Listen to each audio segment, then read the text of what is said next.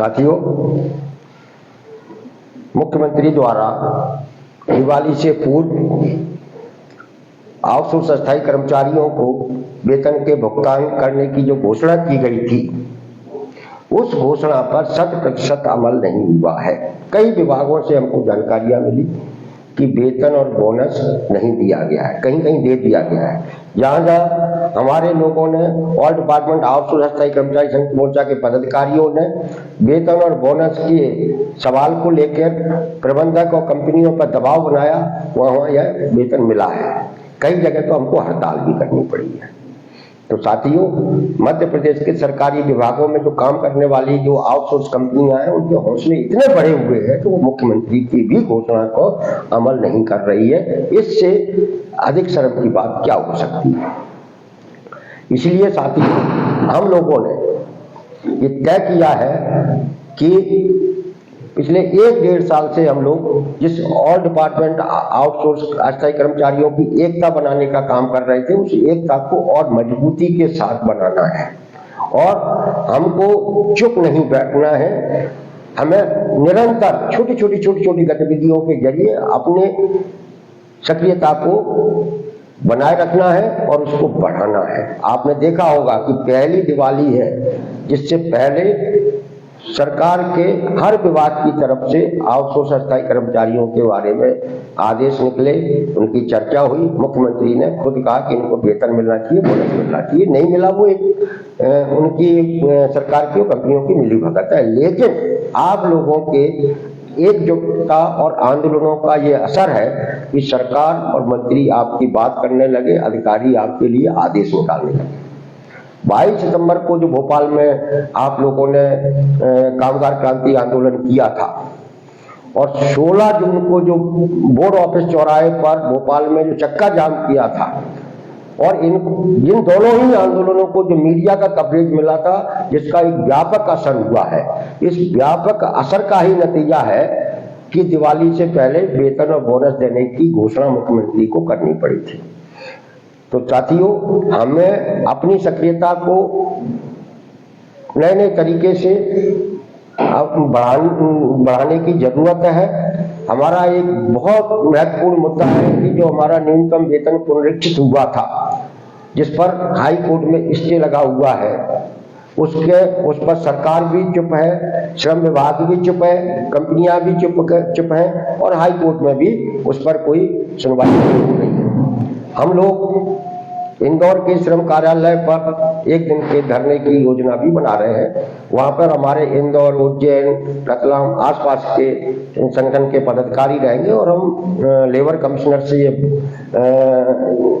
बात करेंगे कि जो पुनरीक्षित वेतनमान जिस पर स्टे लगा हुआ है, वह स्टे को हटवाने की प्रक्रिया शुरू करें और जो हमारे आउटसोर्स कर्मचारियों को 2-2, 2,500, 3-3 हजार का जो महीने का नुकसान हो रहा है, उसे एरियर सहित उसका भुगतान कराएं। दूसरा हमारा एक और सवाल है कि जब हम लोगों ने 6 अगस्त को भोपाल में प्रदर्शन किया था 23 में, तब श्रम विभाग की तरफ से एक आदेश निकला था कि जिन आउटसोर्स कर्मचारियों ने 3 साल तक लगातार एक विभाग में काम किया, उनका श्रेणी प्रमोशन होना चाहिए। यानी जो अकुशल है उसे कुशल,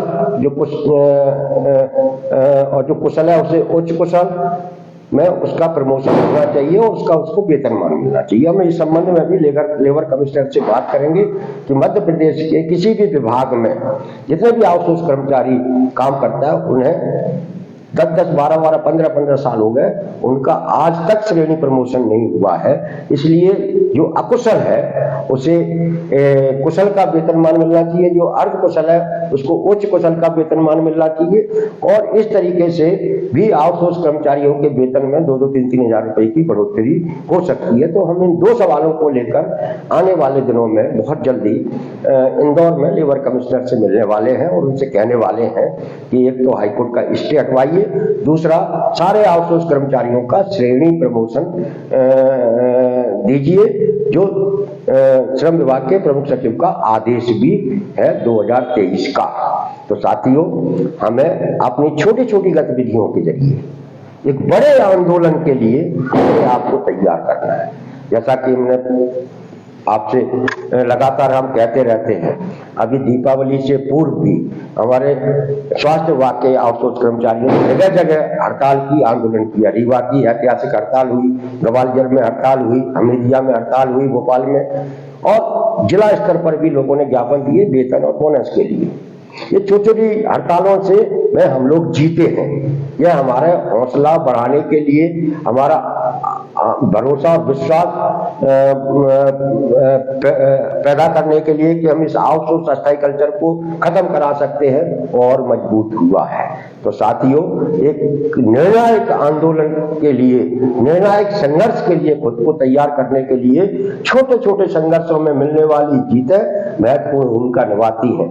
आज मैं गर्व के साथ कह सकता हूं कि मध्य प्रदेश का लाखों लाख आउटसोर्स अस्थायी कर्मचारी जाग चुका है, एकजुट हो चुका है, और सरकार भी ऑल डिपार्टमेंट आउटसोर्स अस्थायी कर्मचारी संयुक्त मोर्चा के कार्यक्रमों से डरती है। उसके अंदर हमने डर पैदा किया, उस डर का ही नतीजा है कि हम ग्वालियर में भी जीते, रीवा में भी जीते, हमीदिया में भी जीते, और जहां जहां हमारे लोगों ने ज्ञापन दिए, आंदोलन किए, हड़तालें की, वहां हमको जीत मिली है।